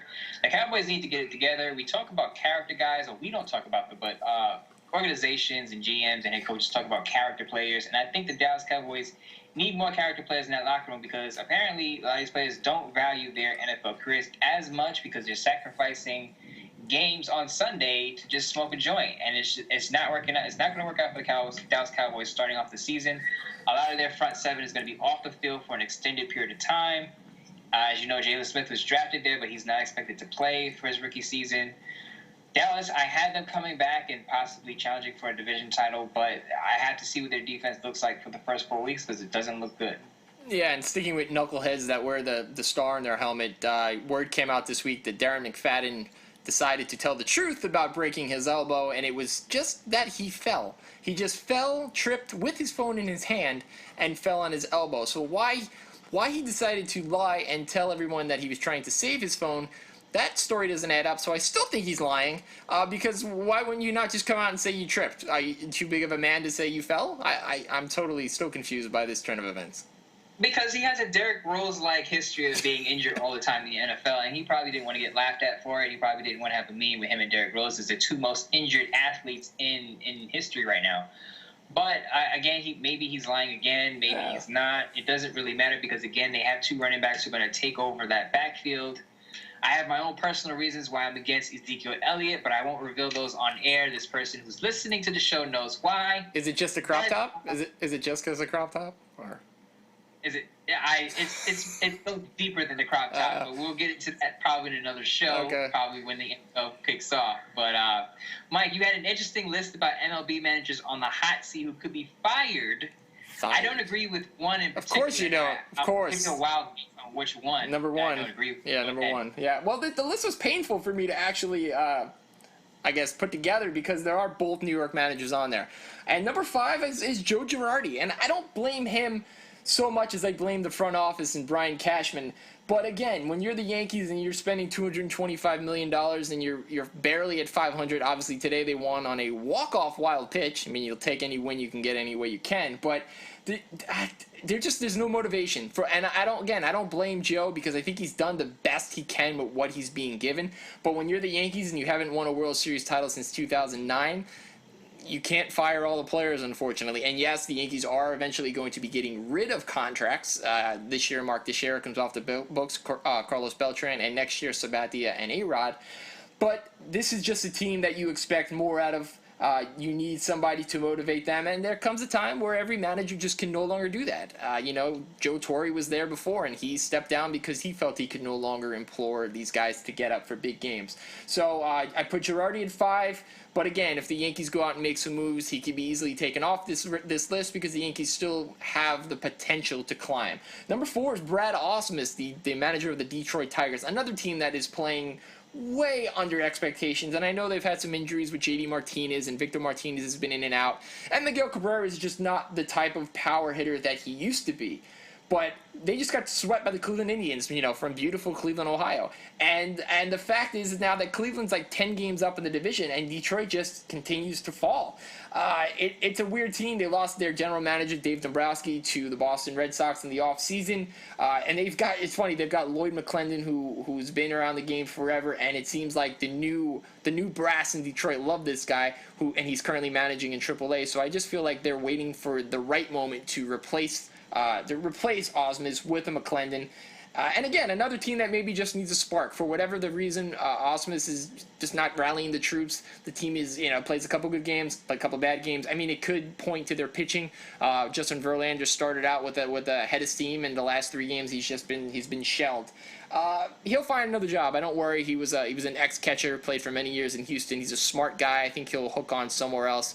But, maybe his time in Detroit is coming to an end. Then there's a guy who's been in the same job for far too long, and that's Mike Scioscia. 16 seasons Mike Scioscia has been the manager of the Los Angeles, Anaheim, California Angels, whatever you want to call him. But he's done a great job. I mean, he's got 5 AL West titles, 3 ALCS appearances, and a World Series ring. But again, that was in 2002, okay? The thing is, you've got Mike Trout, who's arguably the most all-around player in the game, and you're really wasting him. I mean, this team didn't make the playoffs this year. Doesn't look like they have any chance of making the playoffs this year because, unfortunately, their pitching has gone down one after the other. Andrew Heaney out for the year, it looks like. Garrett Richards out for the year, it looks like. Again, these are all possible Tommy Johns. Albert Pujols, one of the worst contracts in the history of time. He just can't run anymore. And when your second best offensive bat is Cole Calhoun, who I have nothing against, but he can't be the guy in the lineup to protect Mike Trout. He's just not that type of guy. So there's been a lot of debate. Should the Angels trade Trout? I wrote a piece that said he should. If you want to reboost this entire organization, and actually the Angels have the dead last minor league system in all of baseball, according to Baseball Prospectus, that's the move to be made. I just think it's time for the Angels to make a huge change front office altogether. I mean, they're 31-43, 16 games out of first. We're not even at the All-Star break yet, and you're 16 games out of first. If they can come back from that, then Mike Scioscia should be the manager of the year. But it's just not looking good. Number 2 on the list, Robin Ventura. You know him as played for the Mets, played for the Yankees for a little while. The White Sox started out super hot. They led the American League Central as of May 13th, and since then have just been horrendous. And again, with Cleveland in first, Kansas City in second, Detroit in third, this team is way back in 4th place. And everybody's just waiting for Robin to get fired. He looks like he's kind of disheveled. If you watch the games, he's turning gray by the minute. He just doesn't look like he has much say of what even goes on. They did try to go out and they made some moves and get in a Todd Frazier from Cincinnati, who has 23 home runs, which is great, but you don't even know about it because it's Chicago. They probably have the AL Cy Young winner right now if the season ended in Chris Sale. He's got over 10 wins. He looks amazing. But again, it's just not enough. They don't have enough pieces. When Melky Cabrera is your 3rd best hitter after Jose Abreu and Todd Frazier, that is not enough to get you where. And again, I don't put this all on the managers. It's really on the general managers who get you these players. But again, you can't fire the team, and you can only make so many trades, and you have to try something to reinvigorate these guys because, again, it's not even the All-Star break yet, and we'll have plenty of talk next week as the All-Star game progresses. And again, these are just the first couple guys on the potential hot seat. And number 1, the one that Mo was talking about that he doesn't agree with, but I think if he honestly took a good look in the mirror, would be Terry Collins, okay? This team was the National League champion, and I don't need to tell you that, but when you think that they have fallen. And that's not their record. They're 3 games under 500, okay? Still a lot of games to go. 40-37, only a half a game out of the wild card. And thank God for the second wild card because it keeps so many teams in the conversation for the playoffs. But this team is already 6 games out of first. And I know that they were 6 games out of first last year. But then they got Cespedes. And they brought up Syndergaard. And they brought up Matz. And those 2 guys I just named both have bone spurs. And it actually looks like Steven Matz is about 60-40 on if he will get the surgery to remove the bone spur, which will knock him out for the season. And the Syndergaard situation, same thing. He says he's been pitching through it for a month now. Has not looked good in his last couple starts. Only lasted about 4 innings the other night against Washington. He lied about the fact that he had a bone spur because there's a lot of pressure in that New York Met locker room. You've already lost David Wright. Lucas Duda, we don't know when he's coming back. For again, these are not his problem.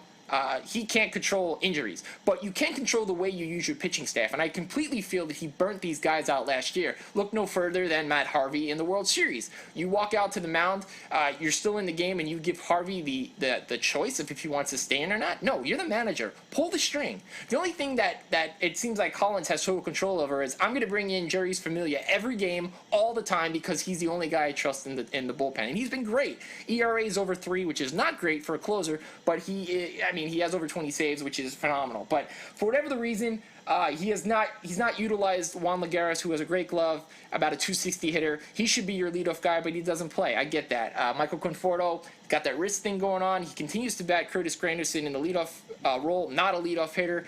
And again, you can point to the front office. They went out and got Neil Walker, having a good year. Asdrubal Cabrera, not bad.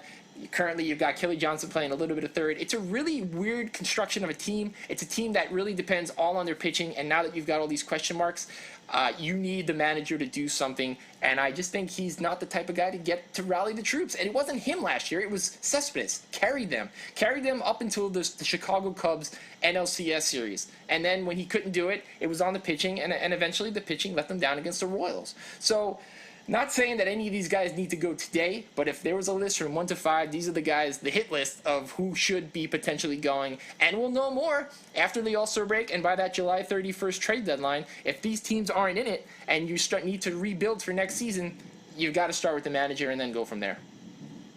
A couple of things, Mike. Yes, Mo.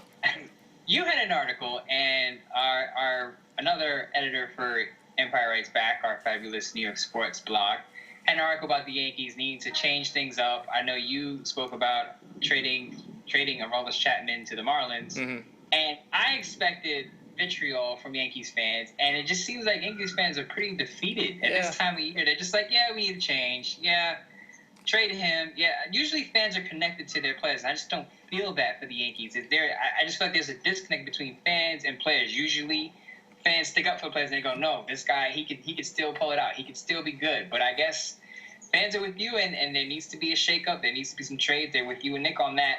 But the angst is not directed at Joe Girardi. It's actually directed at Randy Levine, Brian Cashman, and Hank and Hal Steinbrenner. Big time. So if their dad was alive, if the great George Steinbrenner was alive, this would not be happening. This team would not be okay with mediocrity.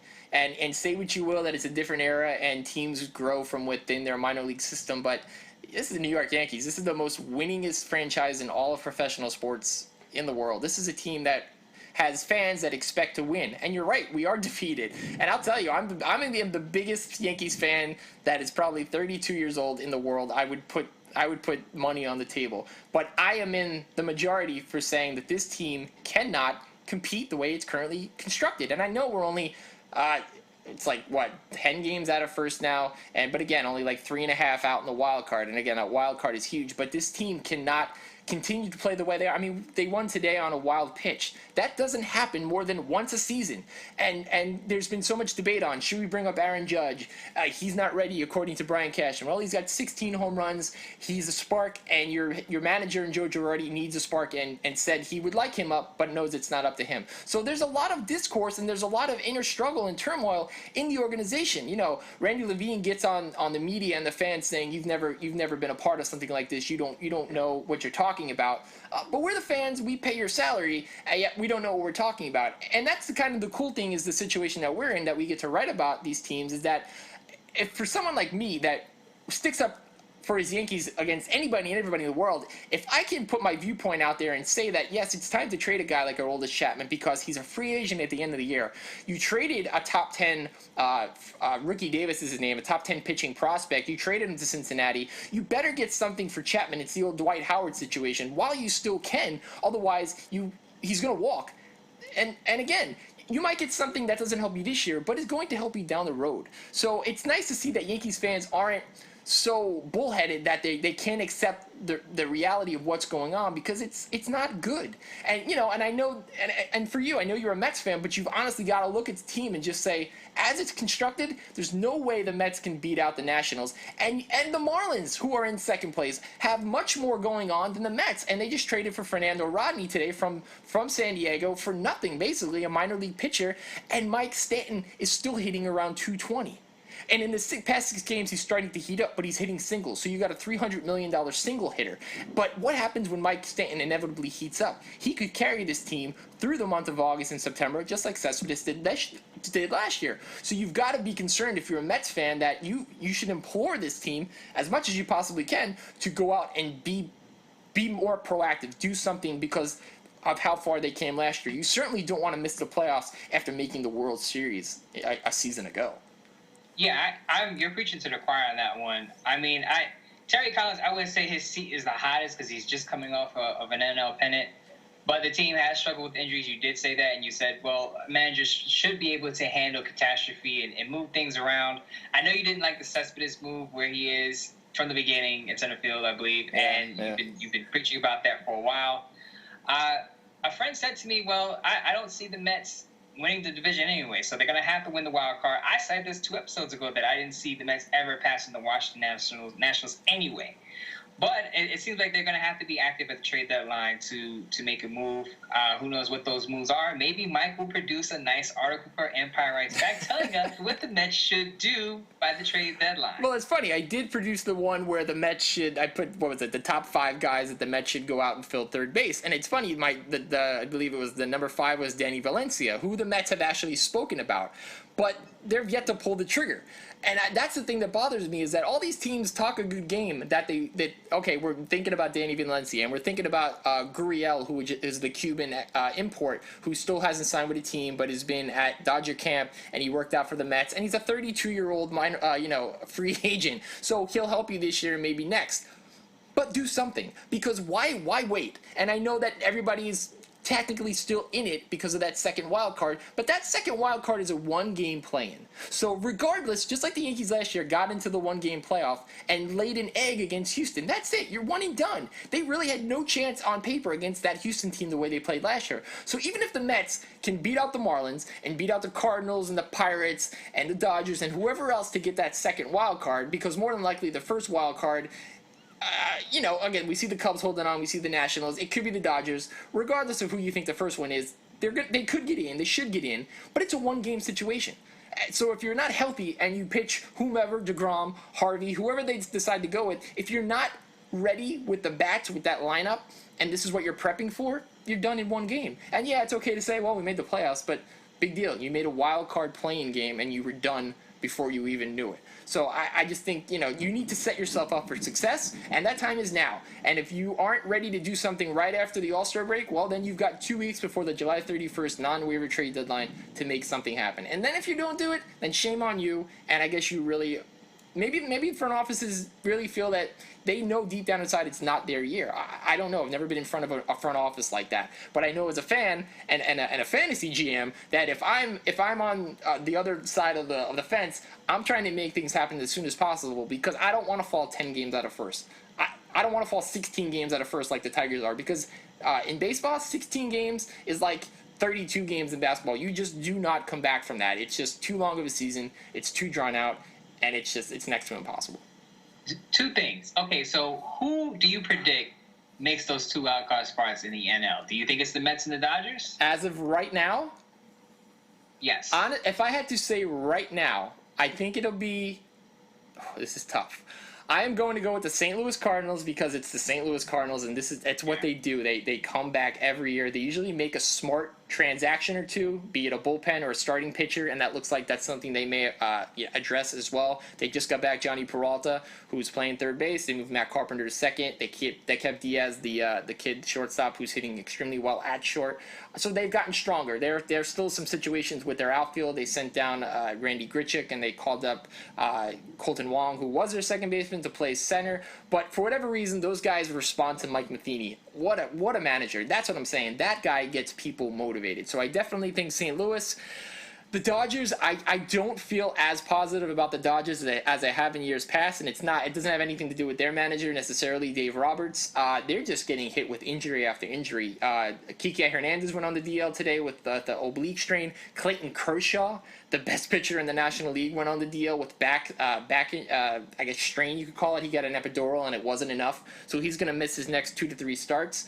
It looks like Jock Peterson, their center fielder, is going to go on the DL. He ran into the wall the other night in Milwaukee and sprained his wrist. Yasiel Puig ran into the wall the other night and he left the game. He may be going on the DL. You can't have that many injuries in the course of a season and really hope to stay within striking distance. And this is still Andre Ethier, who has missed the entire season with a broken leg. It's too much for anybody to keep up with. Then again, you can't do anything about injuries. They did go out today and trade for Bud Norris, a guy who's got a 4-something ERA with the Atlanta Braves. Yes, they didn't give up much for him, but come on, if Bud Norris is the best that you're looking to trade for, then it's going to be tough to make the wild card. So I will say St. Louis, and I will say I'm not totally convinced on the Mets. It's either the Mets or the Marlins. I think if the Marlins can get his name used to be Mike Stanton, Giancarlo Stanton, to start to hit the way he can, I can see the Marlins going to the playoffs. But if not, and the Mets can right the ship and pick up a piece or two, I'm going to say it's the Mets or the Marlins to join, to be fighting it out for that last wild card spot to play St. Louis. So there you have it, Mets fans. There's Mike sitting on the fence waffling. He's not going to give you a straight answer. He's just going to say, maybe Mets or Marlins, but he's not going to give you a straight answer yet because he doesn't want to crush your hearts and say it's really gloom and doom. But then again, you have to expect it from a guy who's supporting the evil empire. Yeah, buddy. Yeah, buddy. Well, you know what? At least I give you that. I'm trying to give you hope, okay? I'm the same way with the Yankees. I'm not saying this season's over, but I am saying that if there's a move to be made that can benefit us for the long haul, then let's go ahead and make it. Because, again, the time is ticking, and that's the only thing you don't get back in a season. It's 162 games, which seems like a lot, but when August comes around, it's the nitty-gritty, and the cream rises to the top, Mo. Oh, you're absolutely right. But we will never go to Mike again for positive Mets news. But at least we know that he's realistic and he will give you what he honestly feels on air. But now we're going to give you a feel-good story with Tim Tebow, and that's up next.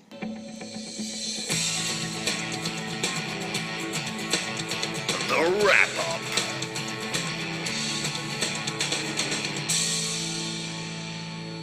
So, Tim Tebow can do it all. He drinks milk without a stomachache. He prays on the field. He wins football games. He broadcasts. Does a whole host of other things. He'll probably own a church down the line.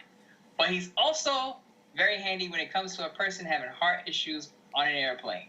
Mike, share the story with us that was shared on Facebook about Tim Tebow's heroic prayer and how it turned out well for a guy who's on the plane, again, having heart issues. Yes, Timmy Tebow was on a Delta flight from Atlanta to Phoenix. Not a short flight by any stretch of imagination, probably, 4 hours? And according to Facebook, which a post of a passenger, Tebow actually comforted and prayed with a family on a flight after an elderly gentleman actually went unconscious due to an apparent heart attack. And there's pictures of Tebow praying with the family. And you know what? I know that people are sick and tired of hearing about Tim Tebow. Mm-hmm. But you know what? Why are we sick and tired of hearing about a guy who actually does good things with his life? I get that he didn't make it in the NFL, and if you want to call him a bust, go for it. But he's arguably one of the top 10 all-time collegiate football players, like it or not. He's got to be one of the top 10 nicest guys I've ever met personally.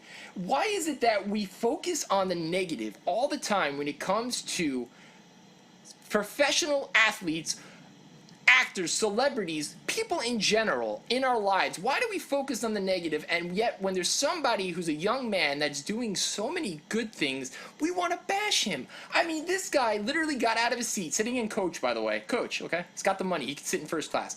Sitting in coach, goes up to a family, sees a man passed out, and does the first thing that comes to his mind, doesn't panic, and tries to comfort a family around him. I mean, how many people do you know would actually do that?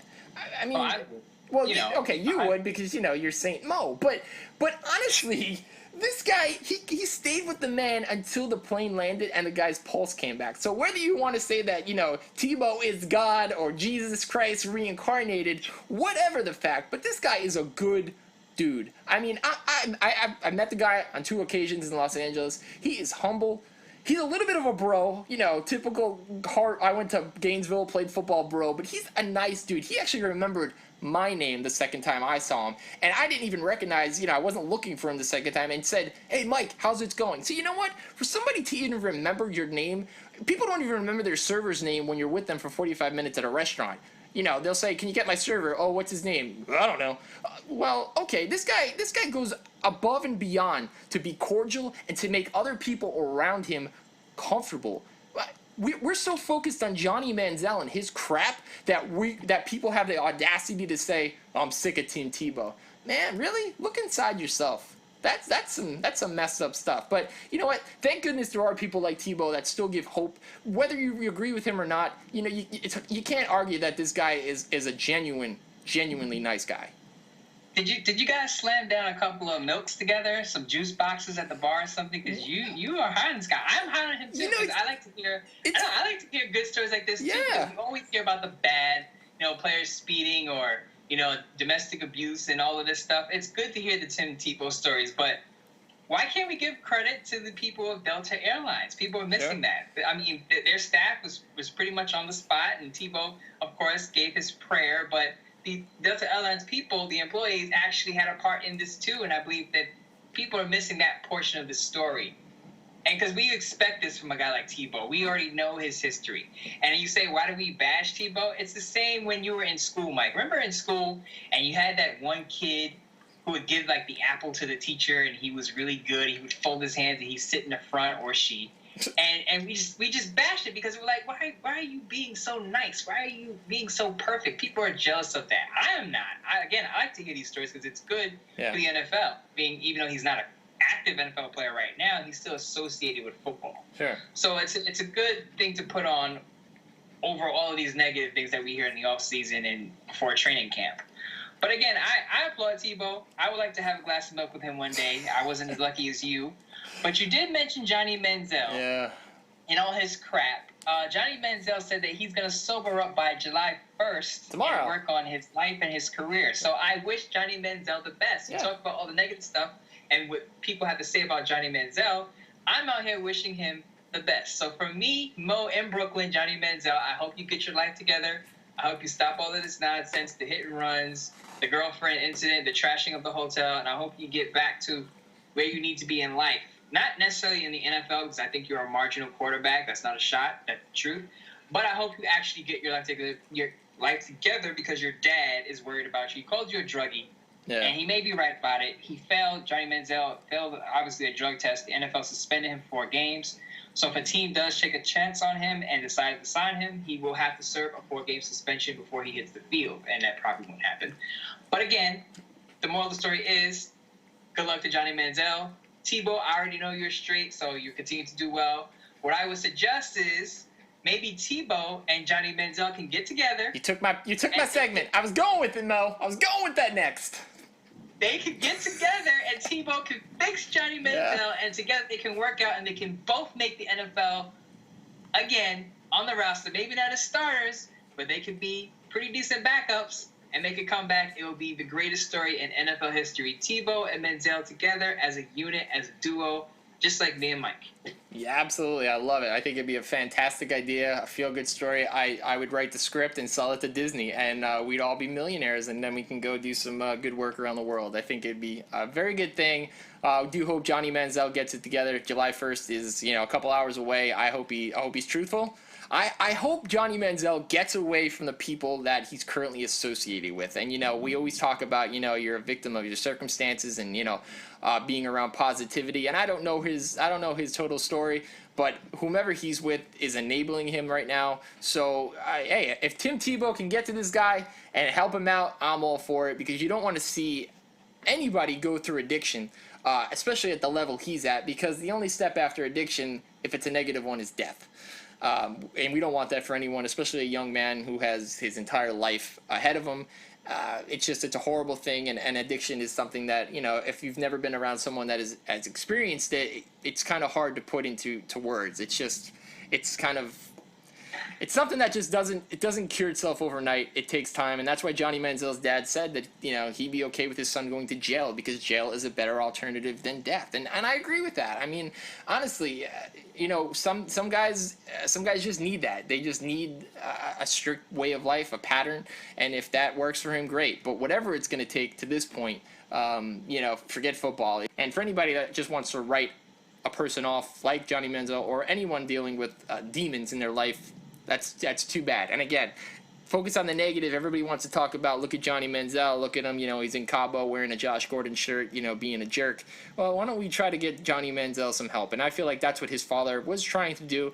Maybe he didn't go about it the best way, saying your son is a druggie, but maybe he's also out of options and he's doing anything he possibly can. I'm not a father. I don't know what it's like to have a child like that, but I can only imagine it's the worst possible thing in the world. Well, the sad thing is Johnny Manziel's dad did say that he checked him into a rehab facility and Johnny Manziel, quote unquote, escaped. Yeah. I don't know what it means, but I guess he just didn't attend it. But his father has exhausted his options and tried to get his son right, and it just hasn't happened.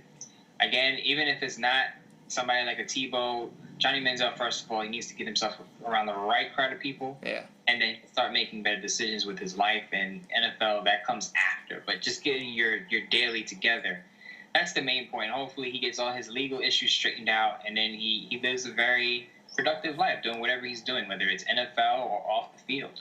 Yeah, absolutely. It's very true. And me, you, Team Tebow, and Johnny Manziel, we can kick it any time of the week. So you guys just name the place and the date, and I'll bring the fajitas. Yeah, definitely. I was getting ready to say that. You read my mind. I was going to say we can all just have a yoo-hoo together at the bar. Hey, I'm down. New York or Orlando, or wherever we want to meet, and just talk about life and talk about radio and what we want to do in life. Yeah. I mean, a yoo-hoo would be great. We don't need alcohol. We don't need a vodka or wine or anything. We just have a non-alcoholic chocolate milk. I like it. And remember, like we always say at the Mike and Mo Show, without life, there is no sports. So somebody should tell Johnny Manziel that, because, if he ever has dreams of ever getting his life right, sports should be the furthest thing out of his mind. But again, if he wants to use it as a goal, aspiration, something to help him fight those demons, why not? All for it. Word just came through that the Dallas Mavericks have no chance in hell of re-signing Chandler Parsons. Not exactly in those words, but that is what's coming up through Bleacher Report as well. So, Mo, maybe my Brooklyn Nets prediction could be true. Yeah, so I guess I'm 0 for 1 on that one. I don't know what happened between Dallas and Chandler Parsons. Show me the money. Your boy, I have to read the reports. I told you, your boy's money hungry. He's all about them dollar bills, which is fine. Those Orlando people, you gotta watch. Hey, we'll take some money out your pocket if you're not watching.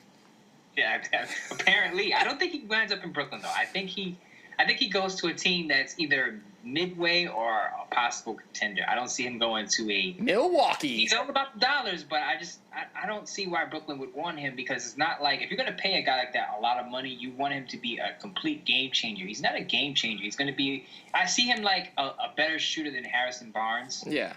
But just a little more wild off the court. Yeah. But he's not that guy you want to shell out cash for and think he's going to change your franchise. We're going to try to get Chandler Parsons on the show next week, since he is from Winter Springs and I'm in Oviedo, which is about 4 minutes away from here. So I'm going to do my best. If anybody knows of Chandler Parsons' whereabouts, shoot me a holla down on Twitter.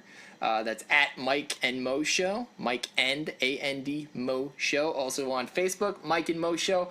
We're actually going to be telling you this week all the different directories of podcasts we were on. It's actually about 10 now. The show is it's starting to broaden. So not only can you get us on iTunes, you can get us on Google Play, Stitcher, Blueberry, FP, Music Player. I mean, you name it, we're pretty much on it. So just look for Mike and Mo Show in your search bar, no matter what podcast directory, what website you frequent. Check it out. And of course, go on iTunes, rate and review the show, share it with your friends. We even put out a survey this week because we care so much about you guys, the listeners. Like Laura. We dedicated an entire segment to Laura because she is a loyal listener.